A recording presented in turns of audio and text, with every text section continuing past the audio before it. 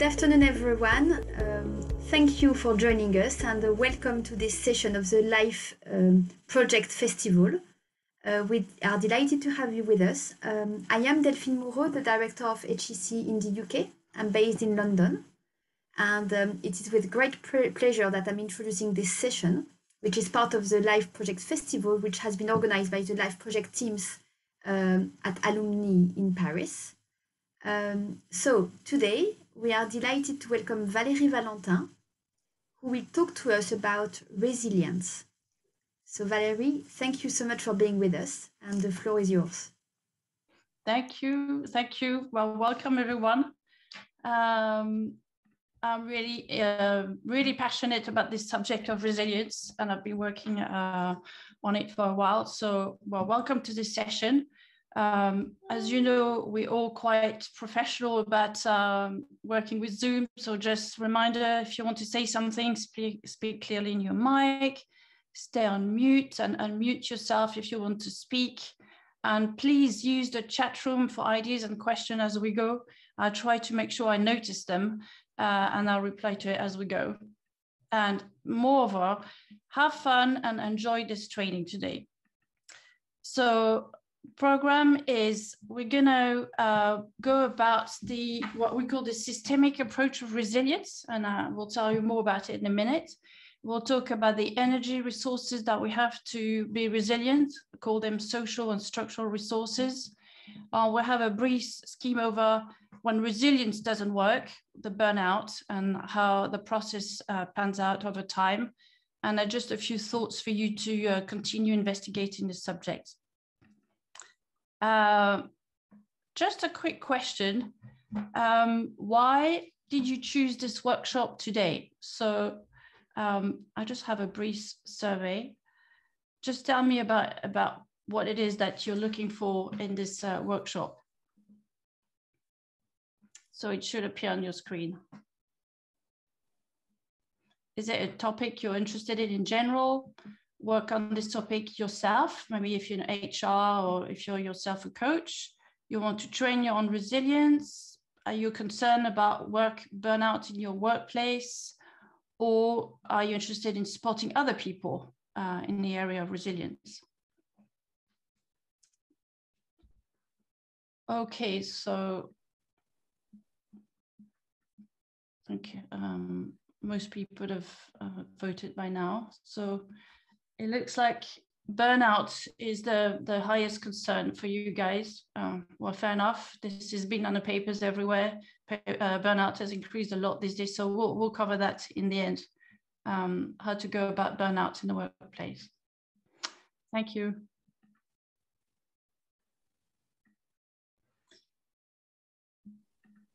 Just a few words by myself. So I'm a coach and consultant at a network of coaching consultants called Xpand. So Xpand was created over 30 years ago.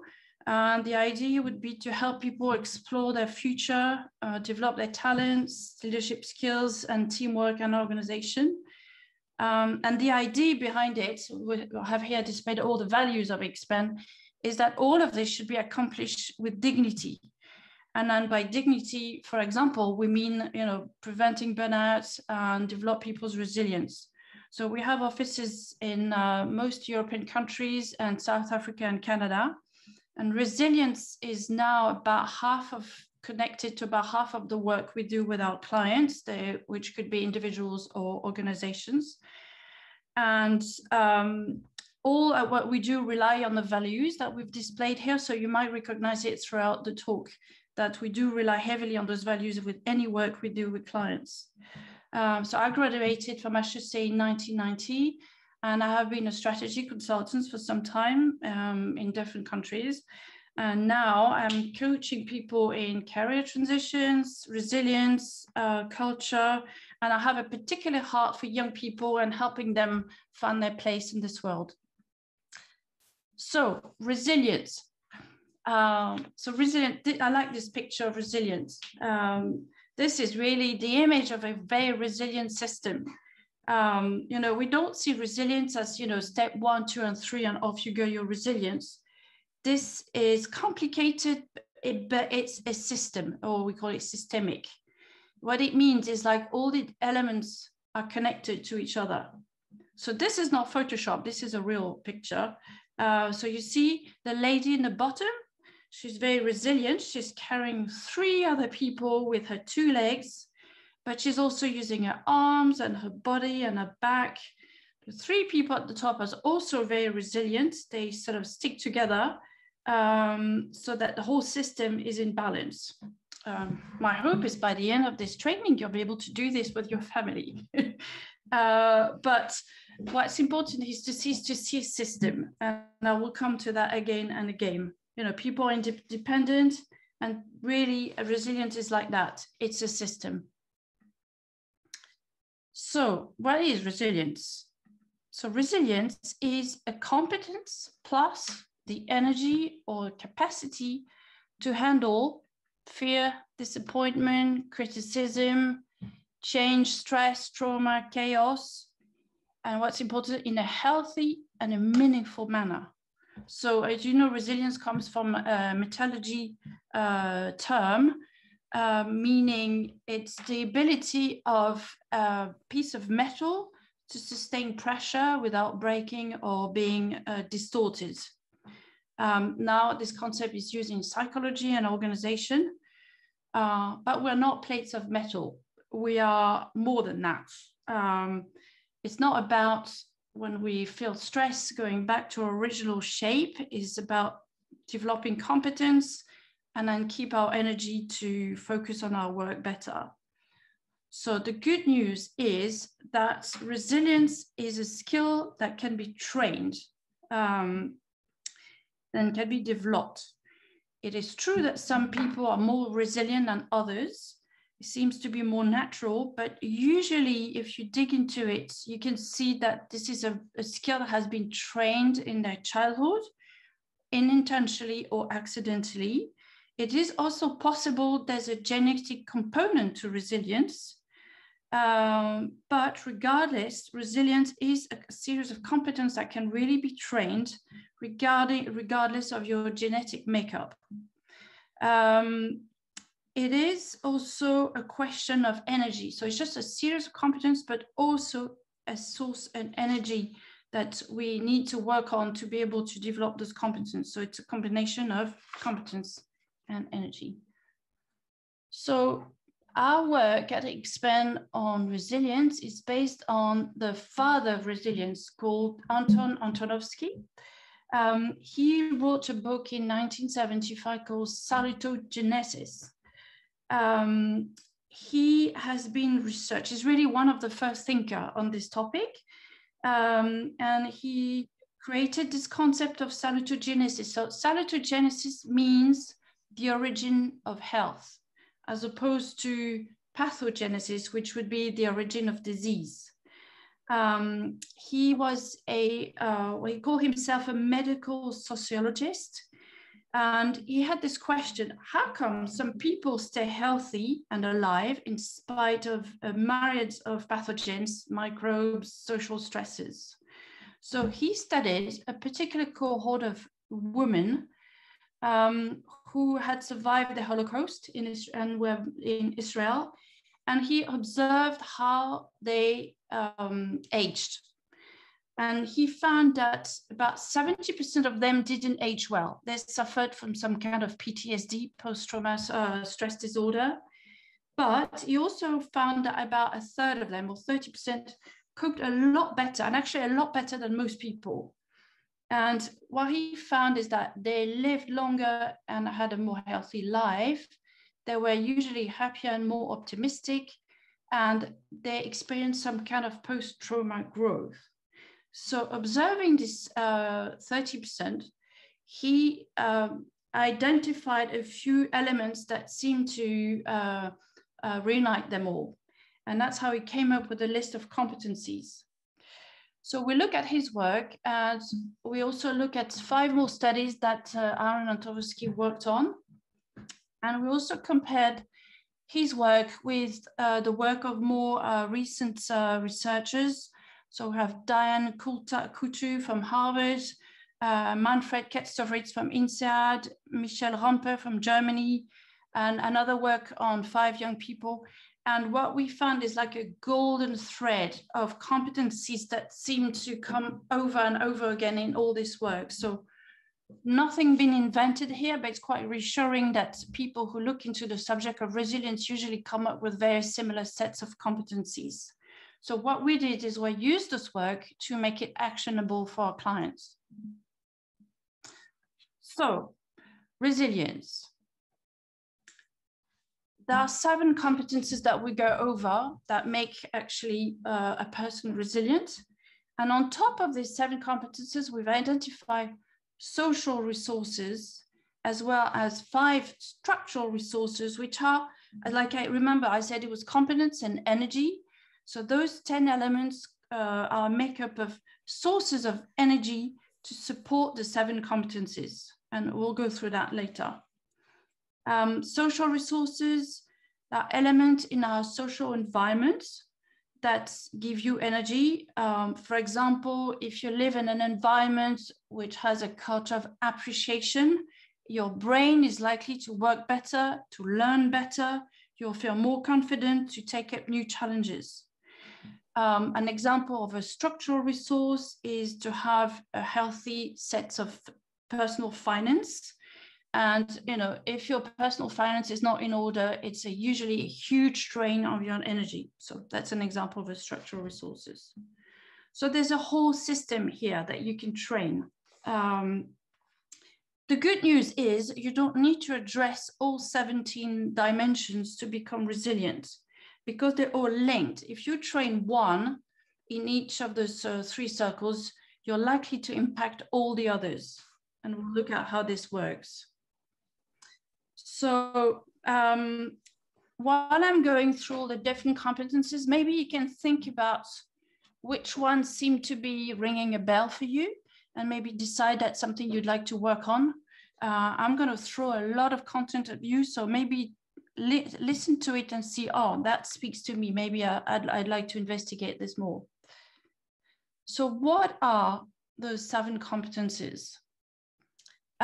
So here you have another picture of a resilient system. It's a Fondation Louis Vuitton in Bois de Boulogne. Again, you can see a system with interconnected pieces that work well together, creating an element of beauty. And I think we have an architect here who really understands what a resilient system is about. So just run quickly those 7 competencies, and I'll go through each of them in more details. First one is what we call reconciled past. It's about emotional stability. 2, realistic optimism, which is a basic attitude of hope. 3, problem-solving competences. It's the ability to think with cold head, ability to set priorities. It's the opposite of feeling like a victim. 4, working with intrinsic skills, meaning use my talents every day intentionally. 5, discipline and a healthy lifestyle. This is simple health habits that, there's a philosopher, a German philosopher called Romano Guardini, who says there's no excellence without discipline. 6, passion and self-confidence. Find your call, find your vocation, find a why, find meaning, and you can overcome pretty much everything, like Nietzsche used to say, if you have that in you. 7, relational competence. So it's the ability to build healthy relationships about them. So this would be the 7 competences. Is there any question? I can't see the checkbox now at this stage. Okay, first, reconciled past. I have a quote. He who does not accept, forgive, and embrace his past cannot enjoy his today and cannot plan his future in a meaningful way. So we all have a story. We all have a past. Story with breakdowns, with brokenness, with tears, but a reconciled past is possible. And it's really at the heart of our own resilience. We can't escape our past. it will always catch up with you. And we can't stay stuck in the past. So a resilience training obviously is not a psychotherapy, but there are some simple workshops that we do sometimes that are really useful. Like we spend time looking at past successes and identify the talents developed over the last 20 years. The thing about talents, they are making us successful when we use them, but they have also, we have also to acknowledge that sometimes our talents can be also our curse. And maturity is about recognizing that we have those two sides, a bright side and a not so bright side, a dark side. And maturity is to embrace both. We also look at the same way about the crisis and the lessons learned of the last 20 years. And sometimes that's just enough to improve the aspect of resilience. Sometimes we do work on fears. And now we have a workshop that we do to identify some of the main fears that leaders have in their lives. Where does it come from? What are the causes? How does it manifest itself? Is there a possible way out? To know if you have a reconciled past, it's sometimes useful to think about whether there are situations where your emotions run so high that probably there's something in your past that's still there haunting you. Second is realistic optimism. So there are many ways to work on these competences. It sits in between completely unrealistic optimism, meaning you're in denial of the situation, and on the opposite end of the spectrum, cynicism, everything is rubbish. And there are actually a number of really easy things to implement to work on this. First is to build your self-trust. And self-trust is really improved by accepting to do sports, music, hobby, something you trust. There's a famous psychologist in Holland. She won't take any client unless they do sport 3 times a week. That's the thing, because it's a huge boost on trust. And it can be a hobby, it could be art, it could be anything, as long as you like it. Second aspect is to build a lifestyle of gratitude. Gratitude, I know is fashionable right now, but it really isn't a trendy gimmick. It's something. It's the opposite of entitlement, if you want. We recognize the source of goodness around us outside of ourselves. It has a very transformative power. And it's scientifically proven that if you keep a diary of gratitude for 2 weeks, your perceived stress might go down by up to 30%. Your hormone, your cortisol, we'll talk about the damage the cortisol does to the body, can go down by about 23%. Actually, why don't we just practice a bit of gratitude now? Do you have any 2, 3 things you're grateful for today, now? Something, and as I said, it's something outside yourself.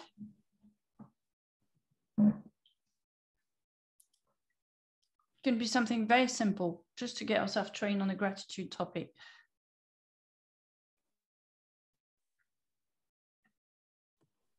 The sun, the sunny weather. Yeah. Yeah, someone else in the chat box talks about the sun.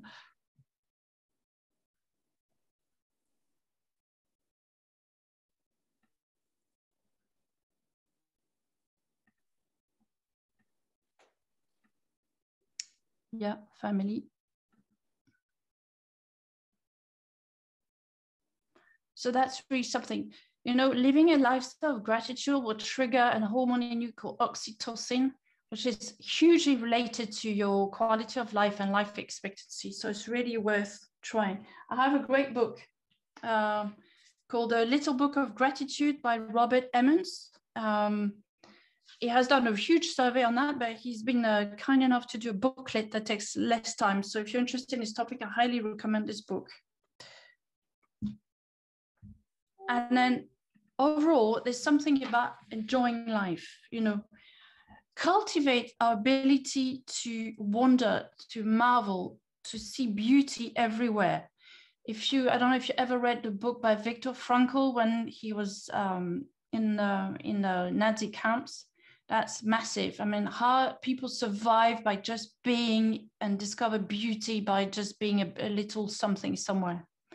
It's also about the presence, being in the today, being in the now, about being mindful of others, mindful of ourselves sometimes.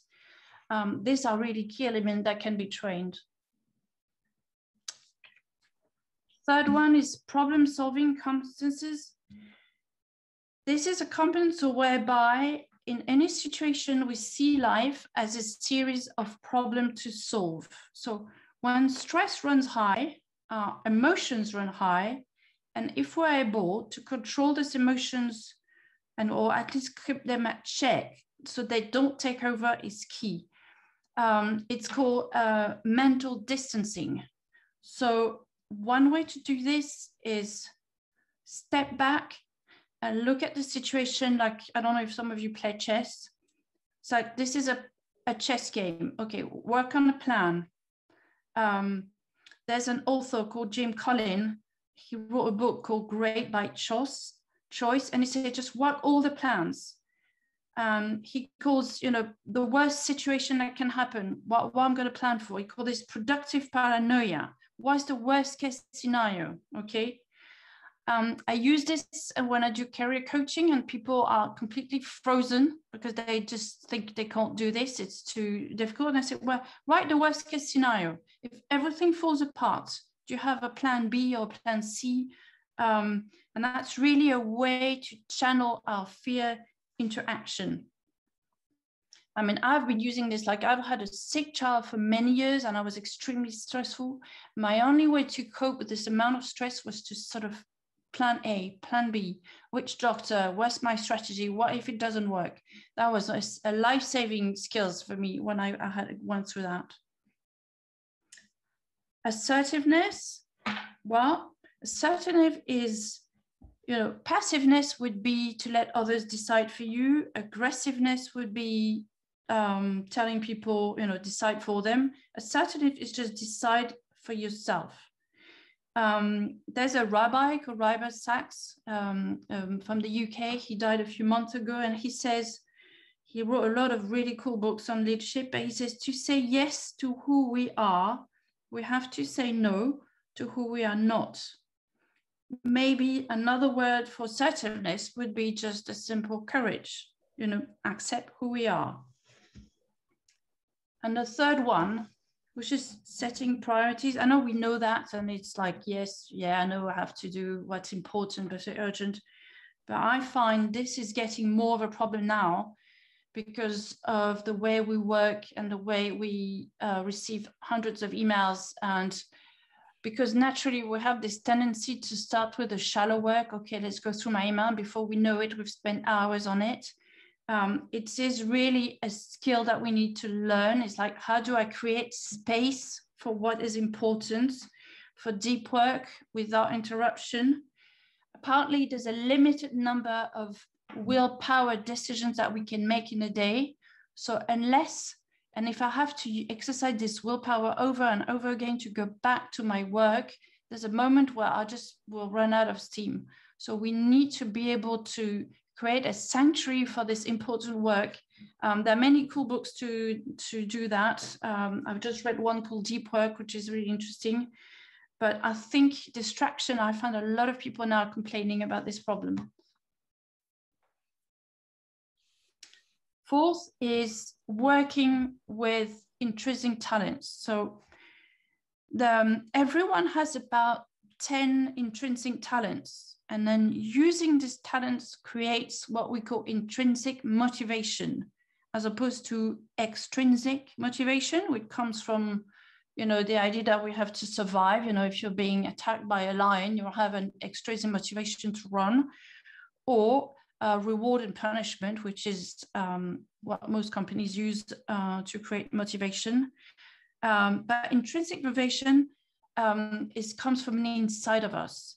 And knowing our talents, sort of things we like, things we become good at, and use them every day, creates that intrinsic power. And not only do we need to use them, but we need to grow them and become a master, which is what we have here, mastery at it. And unless we grow them, we lose that ability, that motivation, and the energy. We need to find a space or take our place to use them. It means autonomy, not rebellion, but we recognize that we have a self-responsibility to grow them and take our space to use them. And the third one is meaning. Where, in the service of what will I use those talents? So to grow in resilience, we need to work on finding our talents, grow them, take our place in the world, and identify why we want to use it. That's exactly what the two psychologists, Viktor Frankl and Adler, are two psychotherapists, disciples of Freud, identified. So they went in a different direction from Freud, because they were focusing on how to remain mentally healthy rather than just treating pathologies. But they found those three things were really important to remain healthy. And then you have Daniel Pink. He wrote a book in 2007 called Drive, and he just has a kind of a more contemporary take on the same concepts. Discipline and healthy lifestyle. You know, there was a doctor 3,000 years ago called Hippocrates, and he said healthy life was about movement.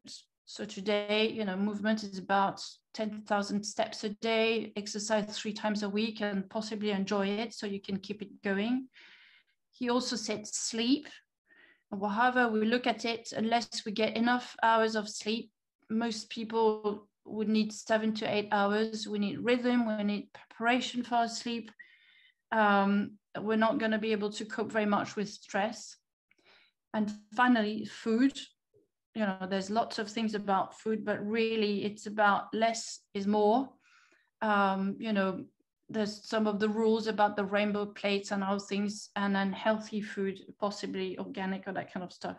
I think unfortunately nowadays, because our soils are so depleted, we usually lack a lot of nutrients, and there's a new aspect of medicine called functional medicine, mostly in the US, led by a doctor called Dr. Hyman, that really looks at the way to prevent diseases by checking everything all the time.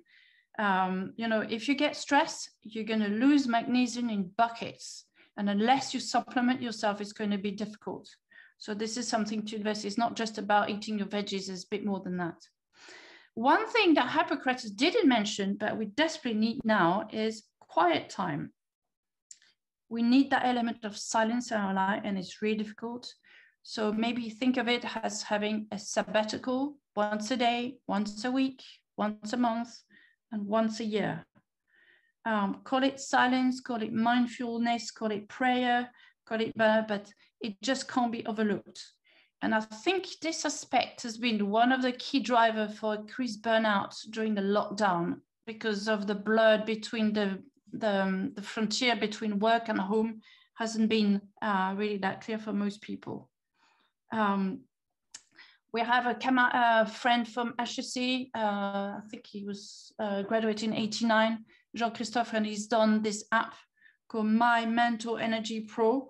And he really works with companies on that. And he says, you know, you really can decrease a lot stress by having breaks during the day. So you probably all know this. The problem with this, it requires a lot of discipline. So that's why we call discipline healthy lifestyle, because actually sticking to this requires a lot of energy. And this is where maybe looking at how to implement habits, looking at the process of implementing is really useful. 6, passion and self-confidence. So we need to understand our personal calling. We need to understand our mission.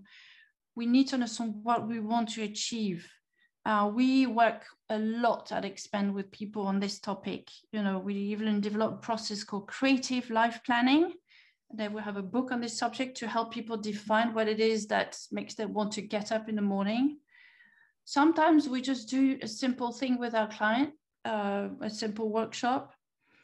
Mission work, maybe 3 things, if that's a topic you're interested in. Think about, in the long term, what are the 3 things you would like to accomplish in your work? And then in your private life, 3 things you would like to accomplish in the long run. And then write, how does this, over the next couple of years, what kind of are the big 5 priorities you want to set yourself for this next 2 years to complete that mission in work? Same for your private life.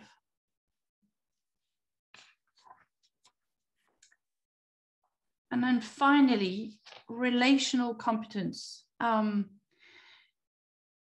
In developing anything we discussed before, we need other people. We need those enriching relationship.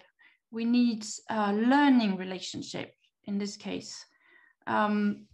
And we need to think about it like a whole cloud of things. First would be examples. Paul Donders, who founded Xpand, he has a booklet with the names of about 20 people he wants to learn from. These people could be dead, they could be still alive, they may have written books or they have talks, but they'll probably help us grow. Like, I'm really interested in the work of Rabbi Sachs or Romano Guardini, or even the books by Paul Donders. Maybe if you're interested in this aspect of resilience, be worth writing down people you want to learn from. Then there's the idea of mentors. Mentors would be people in your industry who can mentor you. And it's not really something that's really deep into the French culture, but you don't need to call them mentors, but they can actively look for them. Often people recall this kind of relationship they've had with people when they look back in their careers and how instrumental they've been to help them throughout their career. There's peers, colleagues, have you really intentionally wanted to share, bounce ideas off your colleagues, of your peers? Who are they? How can you make time to do that with them? Mentees, i.e. being a mentor yourself to younger people. It's not just about helping younger people achieve things, but it's also about you. And I think bouncing ideas back and forth to somebody in a younger generation is very enriching. Kids or young people, not maybe just your kids, but really interesting to observe kids in developing your relational competence. There's a whole array. I'm personally really quite interested in this topic, but kids can teach you a lot about relational competences. And then there's your partner or friend, who are your friends? Sometimes it's useful just to write down, who are you being in touch with? What are you doing with them? What are you planning to do with them? Sometimes it takes intentions to do that. So now we have a whole set of these competences, and if you look at each of them, you could quite easily see how they connect to each other. For example, if you don't have a reconciled past, it's probably going to be extremely difficult to let go of your emotions, to look with realism and have this realistic optimism we discussed about before. A non-reconciled past is going to affect your problem-solving competencies. Reconcile is kind of blurred, maybe your idea of what your talents are. A difficult past probably makes a lifestyle of discipline difficult. Reconciled past is going to affect your passion, your self-confidence a lot. Not to talk about the impact it can have your ability to have fruitful relation with other people. So if you take every single one of them, you can see how they connect to the other 6. So the implication of that is you seriously work on one, you're going to lift up all 6 and the whole system. So that's why we actually help people work on that. We've developed a scan, and then people go through self-assessments, and they can identify on this diagram which bits maybe need working on. Usually we recommend people to choose 2. One they're good at, making even better, which will give them a lot of energy to work on maybe one where they don't think that they're good at.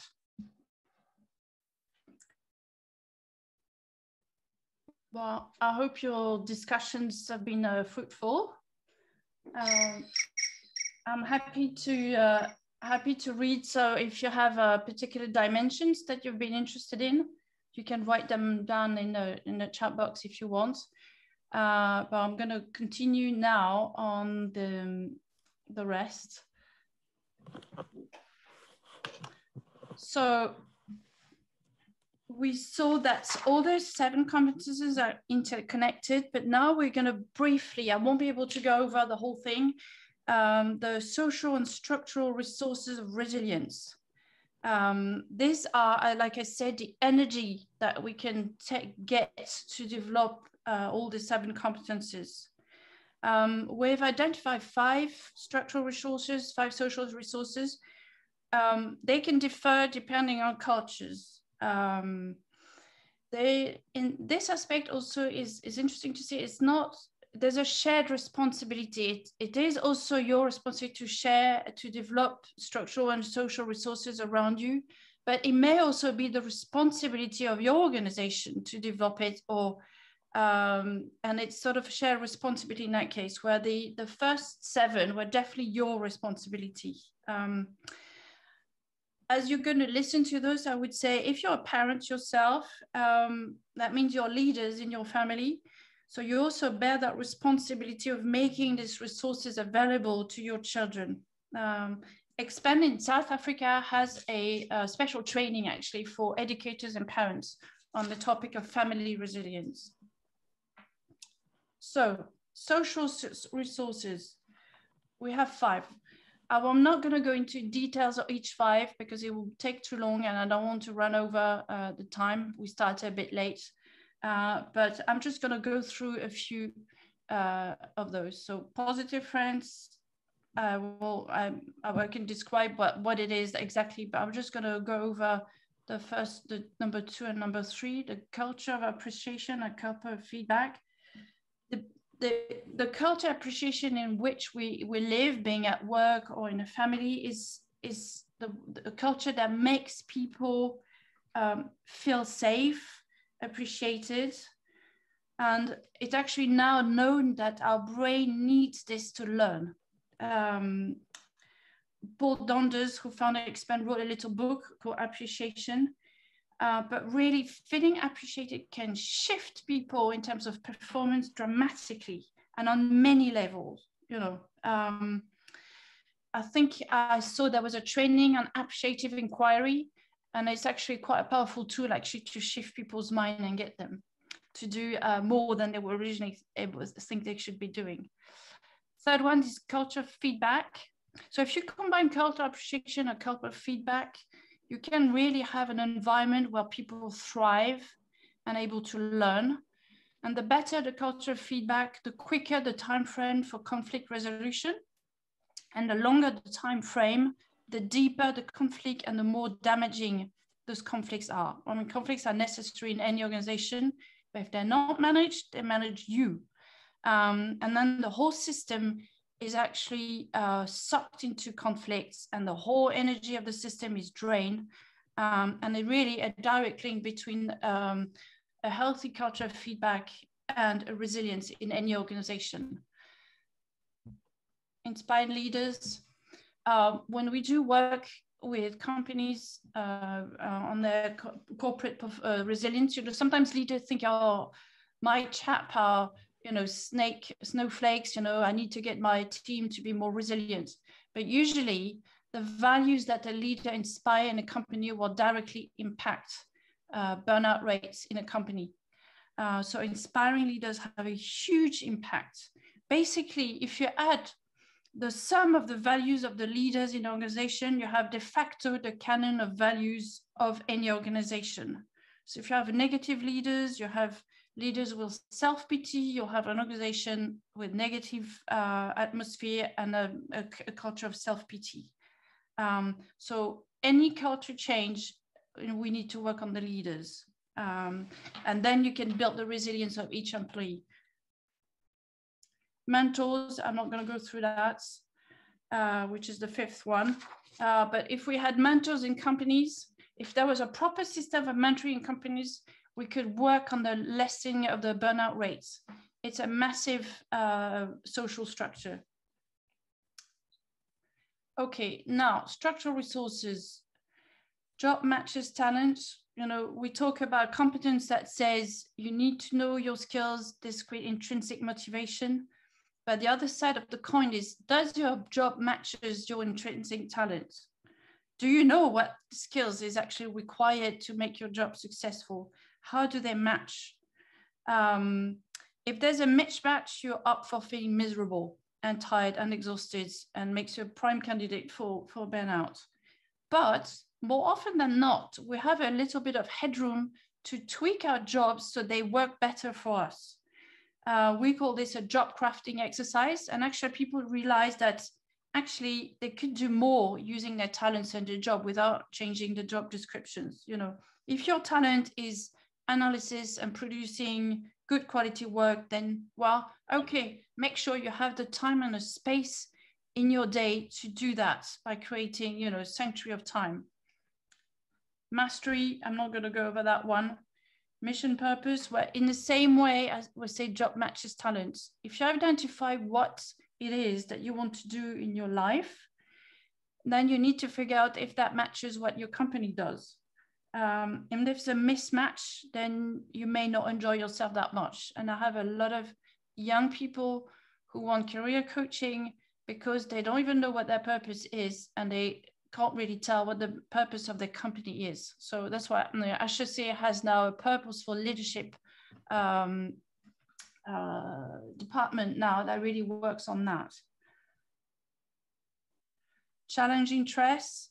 I'm not good at it. I'll just recommend you go through, there's a TED talk on that you might find interesting. It's by Kelly McGonigal. And it talks about the upside of stress. She wrote a book, but I mean, you can save yourself some time by just listening to her TED talk on stress. Her name is Kelly McGonigal. I'll have her name written down later on a different slide. And healthy finances, I mentioned that. Now, what happens when your resilience system starts collapsing? So I'm just going to go over that. It's a process, okay? And here you have a graph, and the horizontal axis is time, and the vertical axis is the energy level. So basically, there's a sequence. The first step of a burnout is hyperactivity. At that point, that reminds me of the rabbit, you know, in the Alice in Wonderland. I'm late. So this is a person who completely refuses to even think about pausing. It's just busy, and I have so much to do. At that stage, the person has high ambition, working hard all the time, lots of projects at the same time, tends to take ad-hoc decisions rather than proactive work because he's in the moment. Adrenaline keeps going on. Person feeling responsible for everything, wanting to rearrange everything himself. He or she thinks it's just way too much information to be able to have a clear overview, start to forget things, start to be overtaken by events. Sleep, lack of sleep, usually given up on exercise, eating habits are becoming erratic, conditions starting to decline a bit. As far as relationship with other people, there's no time for that, but trying to catch up, trying to please everyone because I'm so busy and I don't have time for them. This is a time where people start to notice that you're not really listening when somebody's talking to you. But at that stage, if you say, if you keep going like that, you might have problems. And people say, no, well, I can't even think of pausing. This is too much work. And then if that continues, you find yourself in stage 2 called confusion. That's where your creative ambition is starting to go down. People think that they work harder and they seem to have fewer results. They have that crippling fear that starts to get into their brain that maybe they're not good enough. They're starting to feel insecure, to worry, to get dissatisfied with their work. Maybe physically they have headaches, they don't sleep well, they have less energy. If they check their blood pressure, it might go a bit. They are kind of protecting themselves against other people's relationship. They want to camouflage all this. And then you get to the stage of frustration. That's getting serious. So you become indifferent. There's the temptation to compensate with alcohol or anything else to put a lid on this state, creativity. The person becomes to fear that they will collapse. They lose faith in themselves. They have this tunnel vision of their life, gratitude zero. They get worried all the time, can't concentrate, they get migraines, they get stomach problem, insomnia, all sorts of things. Their immune system is down because the cortisol has run high for so long, and they get irritated.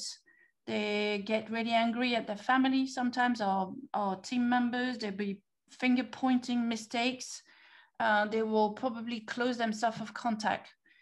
That's where it gets serious. And then by the time they reach between step 3 and 4, despair, that's where people have to go off work completely. They're completely unable to work. They become really self-destructive, feeling useless, depression sets in, and this is cynicism would be one of the aspects. They become cynical about everything, distrust.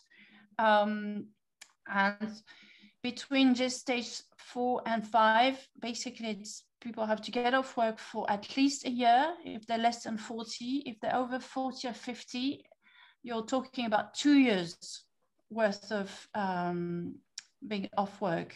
So this is really serious. So obviously, when we get to that stage, we can't even work on building resilience competence anymore. It's about the energy that people need to build. And it's a multifaceted process where people need to see doctors, have checkouts. They need to work on the energy, slowly be able to take up a few activities. And then eventually after a year, they can work on their professional projects and the resilience skills and sort of look back at what that happened. So there's a difference, depending on which stage people are at, there are different sets of things that can be done. It's not just coaches in case, the medical profession will be involved and all sorts. Apparently in Holland, CEOs are now also ranked of the number of burnouts that they have in their organization. So maybe there's hope that things is going to be taken seriously. The World Health Organization has actually identified burnout as a real pathology now. So it's a really hot topic. So I think people now know this better and they'll be able to identify the first signs of burnout a bit quickly. You see, we have seen Goldman Sachs analysts now making a point that the work pressure was not sustainable and then things should be done. So that's new. So maybe things are going to be a bit more on the table, especially after COVID. Just a few must reads. These are some books, if you're interested, some aspects you're interested in. So we talk about the ability to, you know, what's your mission in life? We have this thing called Creative Life Planning. It's a workshop. It's also a book written by Paul Donders. There's a book called Resilience by Paul and a book called Appreciation. And I've actually also put the names of some of the books that I have mentioned. So Little Book of Gratitude, Indistractable, it's a new book on being able to focus. Sleep Revolution, if sleep is your problem. The Upside of Stress, or by Kenny McGonigal, but you could also watch a TED Talk. And then if you find it difficult to install new habits, maybe read the Charles Duhigg book, The Power of Habit. And if you're really interested, you could also take a resilience scan. And HEC has organized a workshop on resilience on May 10th, where we will take the scan and you can be able to evaluate yourself. And then we can work on training those during the workshop. And some of Paul Donders' books are not really available on Amazon. So if you want them, you may want to use the link xpand.eu /UK literature and some books. And actually the scan is available there. And I've put my email in here. Thank you. Just a few words. Tell me, what do you take home with you now? If you wanted to put in a chat, well, tell me before we leave. If you want to write a few words.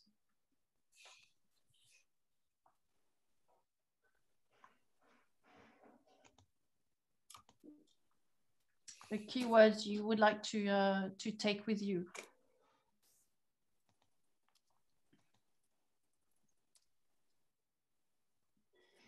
Actually, you can, we're not that many, so you can speak if you want. So at least I could see the face of some of you if you want to turn your camera on.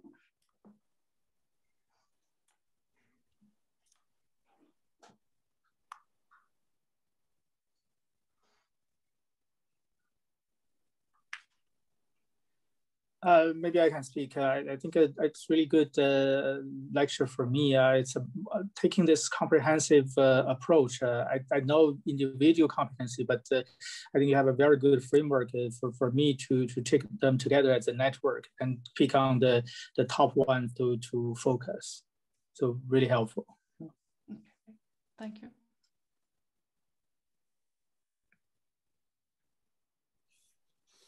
One comment from me, I think that the problem-solving competence is something that I need to work on, and often find that if you don't address the problems when you have to, then they tend to pollute and pollute the well, and then they get on your mind, and it affects your resilience effectively. So this habit of I don't know if it's procrastinating but pushing the can down the road, at the end of the day, it comes back and hits you.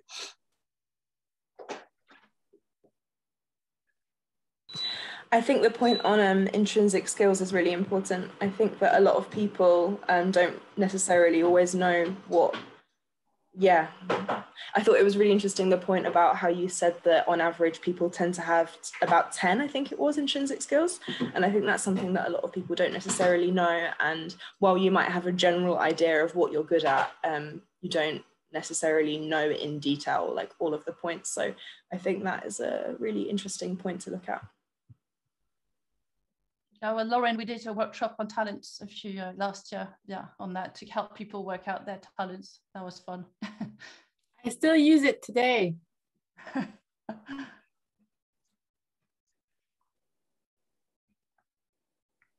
Anyone else?